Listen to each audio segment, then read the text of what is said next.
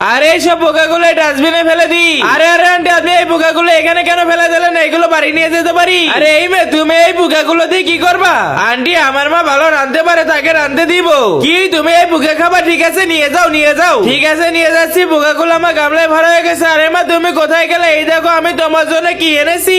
পিঙ্কি, এগুলো কোথা থেকে নিয়ে আসলা? মা, একজন মোটু মানুষ ওখানে ফেলে দিচ্ছিল। ভালো হয়েছে তুমি এখানে অপেক্ষা করে। এই পোকাগুলো আমি ভালোভাবে পরিষ্কার করে রান্না আনতেছি। আরে রান্ধো রান্ধো, আমি তো খাবো। এই তো আমার এই পোকাগুলো ভালোভাবে পানি দিয়ে পরিষ্কার করা হয়ে গেছে। এবারে সুন্দরভাবে কেটে ফেলি। দেখতে দেখতে আমার এই পোকাগুলো কাটা হয়ে গেছে। এবারে এখানে রেখে দি। কড়াইতে তেল দিয়ে রাঁধতে বসে যায় তার আগে আল্লাহর এই সুন্দর নামটির জন্য যে এটা লাইক আর এটা সাবস্ক্রাইব করবে, হে আল্লাহ তুমি তাদেরকে হজ করার তৌফিক দান করে দিও। আরে মা, তোমার আর কত সময় লাগবে? এই তো আমার হয়ে গেছে। তুমি তোমার বাবারে নিয়ে টেবিলে বসো, আমি নিয়ে আসতেছি। ঠিক আছে মা, টেবিলে বসেছি, নিয়ে আসো। এবারে খেয়ে বলো আজকে রান্নাটা তোমাদের কাছে কেমন লাগতেছে।